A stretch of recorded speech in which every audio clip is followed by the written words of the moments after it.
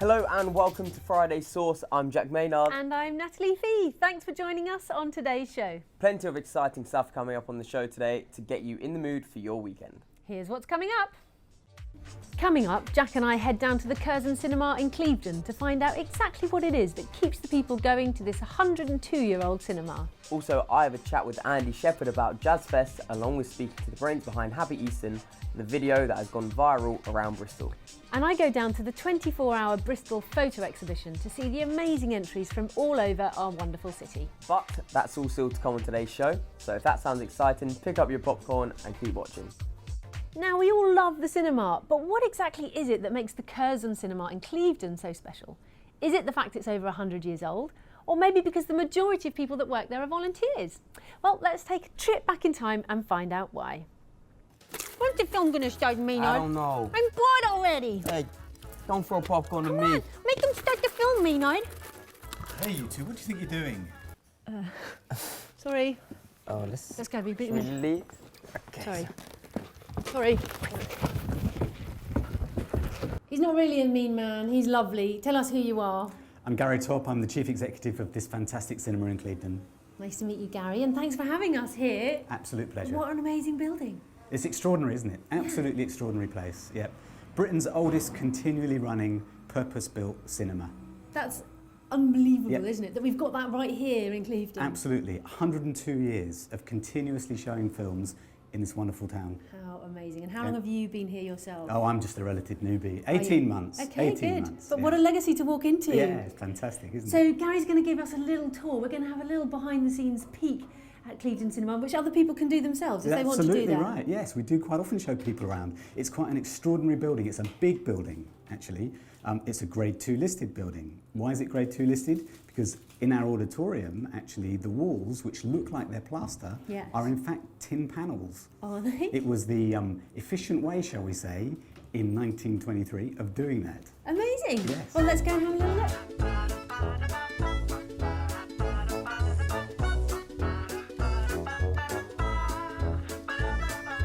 And we're now in the Oak Room. Yeah, one of the other extraordinary places in this cinema. So there was a fantastic guy that built this place in 1912. He was a stonemason in the town. His name was Victor Cox.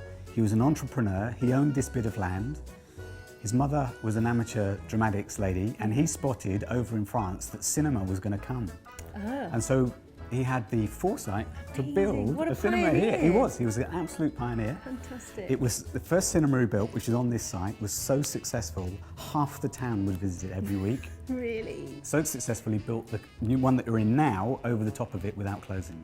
Did they have many films then, though? Well, I mean, of did course. they have a film to show every week? Film going at that point had become enormously popular. No TV, so you got your news at the cinema, and basically they ran programs here whereby you bought a ticket and you could stay in the cinema all day long. Yeah, and so over the years things changed. In the war it was put to other uses. It's been a bookshop and all sorts of things. These days, as part of our community volunteer-run ethos, we actually run this every evening as a volunteer-run bar. It's obviously a bit of income for the charity. Yeah. But actually it's also a space that we use for all sorts of community programs and education work. And you'll see in some of these colourful posters around the wall here that we quite often do special event nights, whereby, for instance, this one over here, we showed the film Gloria, which is a fantastic Spanish language film, but we did it by actually inviting some local flamenco dancers and by getting people from that community to come along and tell their story and do tapas and those kind of things. Yeah. So we often do those kind of events up here as well. This is the old original projection This room. is where, until 1973, from 1923, the films were always projected. Now, what's lovely about this is that we have to be a little bit quiet because we do have a film on down below, and sounds like it started, doesn't it? It's going well.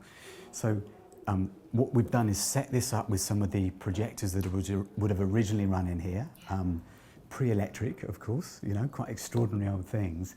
But the lovely, lovely thing is that when this projection room was closed, in fact, we were able to hold on to the last little chalkboard that was done for the films that were shown that afternoon. Was it Cabaret? So it was Cabaret, which of course everybody knows. I know. There you go. With Liza Minnelli? Yes. Such an incredible film. Yep. So the last film ever shown in this cinema from its original projection box was Cabaret, with of course the Queen's speech as well. Thank you so much for showing me around. It's been an amazing experience. Well, there's a lot more, but it's been an absolute pleasure to show you this much. Thanks, Gary. And if you've been inspired to come and look behind the scenes, you can join one of the Curzon's history tours or just come and see a film. Just come and see a film, that's right. 7 days a week, every evening, and several matinees a week as well. Yeah, and continue living the Curzon legacy. That's well, right. Thank you, and should we hop on back downstairs and say That'll hi be to it. your staff? Perfect, Great. thank you.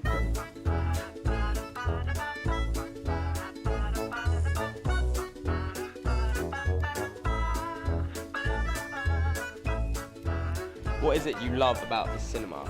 I just love cinema. I've always loved cinema since I was a little girl and used to go on a Saturday morning. I've always loved cinema. What is it you love about this cinema? It's old and it's friendly and it's homely. What would you do if this cinema wasn't here?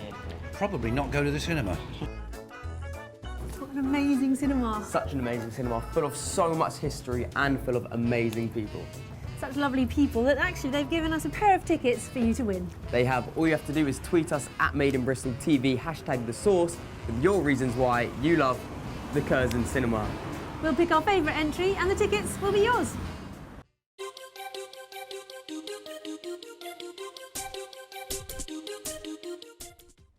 So remember to tweet us your memories and photos of the Curzon cinema to win a pair of tickets to Gone Girl this week. But only over 18s for this one, guys.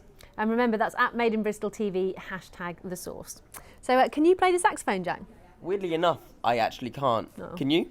No, I can't either. I'm really good at blowing my own trumpet, but I can't actually play the sax. Okay, well, I went to meet a man who is an excellent musician, Andy Sheppard. We have a chat about Jazz Fest and the jazz following in Bristol. So, let's take a look. So Andy, you're a sax player, a patron for the International Jazz and Blues Festival. So where did it all start for you?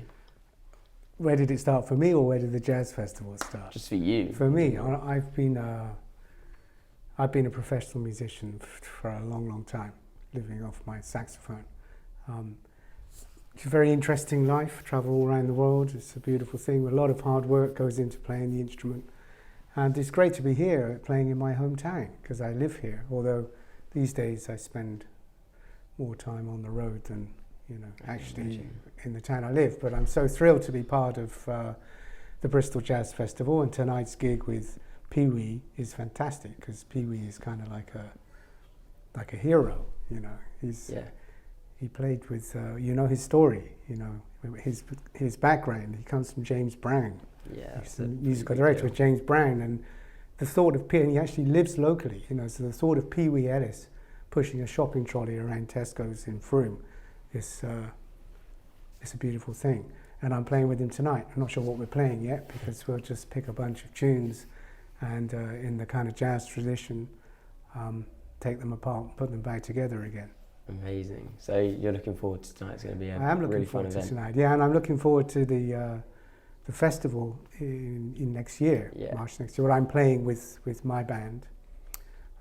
It'll be great to be back in the Colston Hall with my music, my band. I've got a new album coming out, so that's a good thing. Great stuff. So obviously you love music, you love jazz. So how was it you got involved in the festival itself? Well, the festival is kind of a dream of Denny Eilert, who's a wonderful guitar player that I play with a lot, very funny and a beautiful musician, and Colin Gorry, who's his kind of father-in-law. And they have this kind of dream of building a festival in Bristol. Yeah. And this is it's going to be the third year of the festival. And this beautiful thing about this team is that they're really connected with the city and the musicians and the scene in the city. And they're trying to grow this festival up from the kind of roots, of all the musicians. They're getting all the musicians who live here involved. It's not a superimposed festival. And they have a dream, We all have a dream. I have a dream.